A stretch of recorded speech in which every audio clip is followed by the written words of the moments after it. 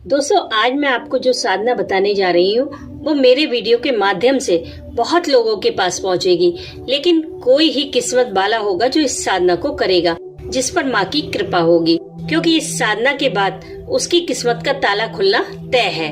इस साधना को आप किसी भी नवरात्रि में, किसी भी गुप्त नवरात्रि में कर सकते हैं। इसमें आप माँ को महसूस कर सकते हैं। इस साधना में आपको एक यंत्र का निर्माण करना है जिसमें माँ का आवाहन होगा और उस यंत्र को सबसे छिपा कर रखना है। ये सबसे जरूरी है, क्योंकि अगर किसी बाहर के व्यक्ति ने उस यंत्र को देख लिया तो इस साधना में विघ्न पड़ सकता है। इस साधना को आप जब शुरू करेंगे तो पहले ही दिन से आपको किसी की उपस्थिति का एहसास होगा, और जो आप इस साधना को आगे करते जाएंगे ये एहसास और गहरा होता जाएगा, और आखिरी दिन तो आपको ये महसूस होगा कि आप जो बोल रहे हैं वो कोई आपको बहुत ध्यान से सुन रहा है।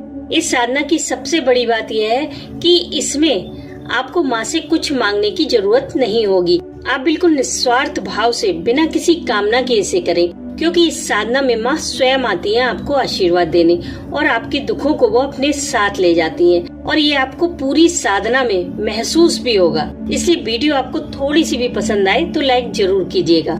दोस्तों, इस साधना में आपको सिद्ध कुंजिका स्तोत्र का पाठ करना है प्रतिदिन 11 बार सुबह के समय और 1 बार शाम के समय, यानी कि पूरे 12 बार डेली इस पाठ को करना है। अब आप ये डिसाइड कर लें कि 11 बार आप शाम को करेंगे या सुबह करेंगे। अगर आप सुबह करें 11 बार तो 1 बार शाम को करें। अगर शाम को आप 11 बार करें तो सुबह आप 1 बार करें। ऑर्डर यही रहेगा 11-1 का। लेकिन एक बार में आप 12 बार पाठ नहीं कर सकते, और न ही आप सोचे कि 6 बार सुबह कर ले, 6 बार शाम को कर ले। तो ऐसा आपको बिल्कुल भी नहीं करना है। इस बात का आप ध्यान रखें। आपको इसी तरह पाठ करना है, एक टाइम में 11 बार और एक टाइम में 1 बार। ठीक है।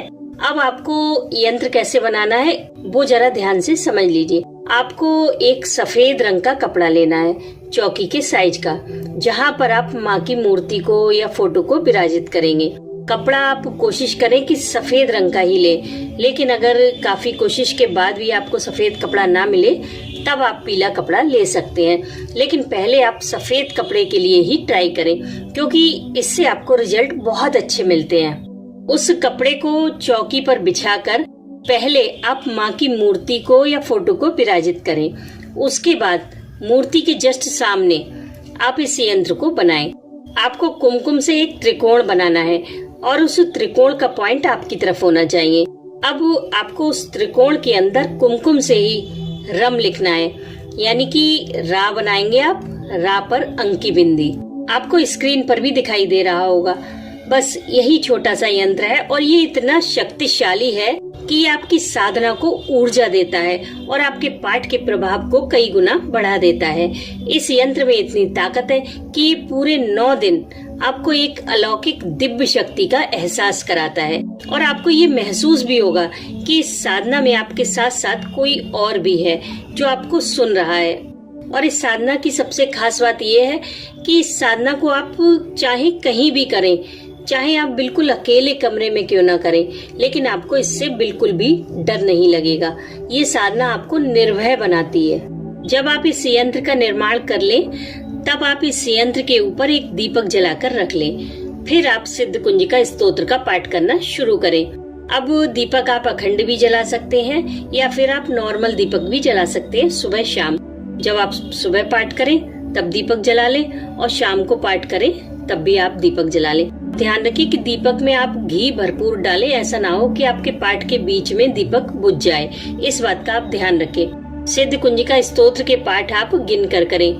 गिनने के लिए आप कोई भी चीज ले सकते हैं, मखाने ले सकते हैं या कोई और ड्राई फ्रूट्स ले सकते हैं। बाद में आप उसे प्रसाद स्वरूप इस्तेमाल कर लें। लेकिन दोस्तों, आप एक बात का जरूर ध्यान रखें, वो मैं आपको रिपीट कर दूं कि इस यंत्र के ऊपर किसी भी बाहर के व्यक्ति की दृष्टि ना पड़े, नहीं तो आपकी साधना में विघ्न आ सकता है।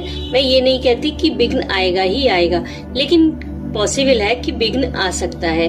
इसलिए कोई भी रिस्क ना ले, क्योंकि आप इतनी श्रद्धा से और विश्वास से इस साधना को करेंगे, तो आप इस तरह का कोई रिस्क ना ले कि कोई बाहर का व्यक्ति इस यंत्र को देख पाए।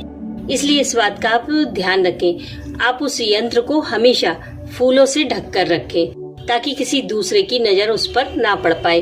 आपके फैमिली मेंबर्स देख सकते हैं, उसमें कोई प्रॉब्लम नहीं है, लेकिन कोई भी बाहर का आस पड़ोस का व्यक्ति आए और उसकी नजर इस पर नहीं पड़नी चाहिए। ध्यान रखें, इस साधना को आप जितनी श्रद्धा से, जितने विश्वास से करेंगे उतना ही ये फलदायी होगी।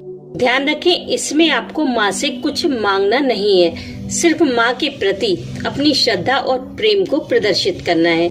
बस माँ की भक्ति की कामना अपने मन में रखकर इस साधना को करें और नवरात्रि की और भी चमत्कारी साधनाओं को देखने के लिए इन दोनों वीडियो को जरूर चेकआउट करें।